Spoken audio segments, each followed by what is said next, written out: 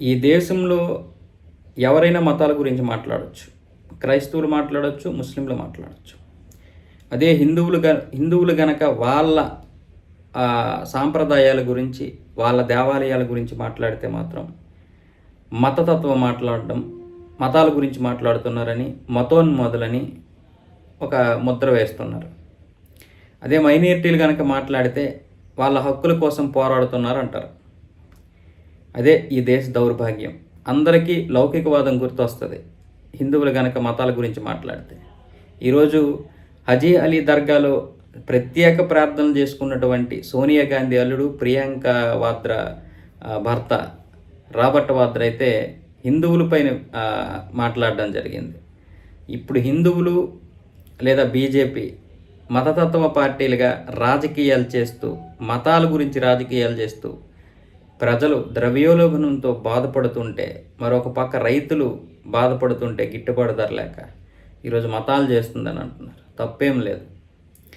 కానీ చాప కింద నీరులాగా హిందూ సమాజాన్ని సర్వనాశనం చేస్తున్నటువంటి ఈరోజు ఇప్పటి వరకు జరిగిన మీ కాంగ్రెస్ గురించి కూడా మాట్లాడాలి కదా.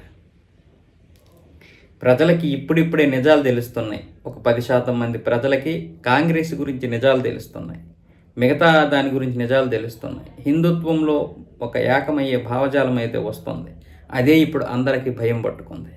ఈరోజు రాబర్ట్ వాద్రా లేదా కాంగ్రెస్ గత 60-70 సంవత్సరాలుగా హిందూ సమాజాన్ని నిర్వీర్యం చేయడమే కాకుండా ఇంకా ఈ 40,000 దేవాలయాలు కూల్చేసి మసీదులుగా కట్టినటువంటి వాటినన్నింటినీ కూడా మళ్ళీ తీసుకునే అవకాశం ఉంటుంది. కాబట్టి 1991లో ఒక చట్టం తీసుకొచ్చింది.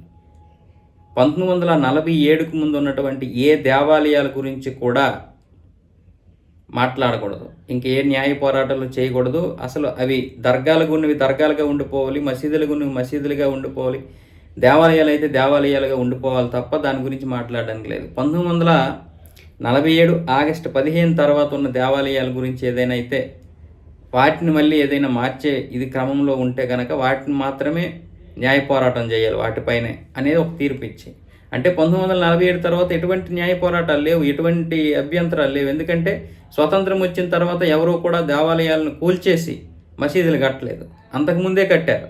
కాబట్టి అంతకుముందు వాటి గురించి మాట్లాడకుండా పార్లమెంట్లోనే గొంతు నొక్కేసింది, హిందువుల యొక్క గొంతు నొక్కేసింది కాంగ్రెస్. ఇప్పుడిప్పుడే ప్రజలకి ఈ 10 సంవత్సరాల కాలంలో నిజాలు తెలుస్తున్నాయి. ఇలాంటి సమయంలో మళ్ళీ బీజేపీ పైన ఈవీఎంల ద్వారా గెలుస్తుందని విమర్శించడం చేస్తున్నాడు. ఇదే రాబర్ట్ వాద్రా మరి ఎంత విమర్శించిన వాడు తన మామ కాలంలోనే, రాజీవ్ గాంధీ కాలంలోనే కదా ఇప్పుడు ఈవీఎంలు వచ్చాయి. గెలిచినంత వరకు బాగా సంబరాలు చేసుకున్నారు. ఇప్పుడు ఓడిపోతుంటే ఈవీఎంలు ఏదో జరుగుతోంది, స్కామ్ చేసి గెలుస్తుంది బీజేపీ అని చెప్తున్నారు.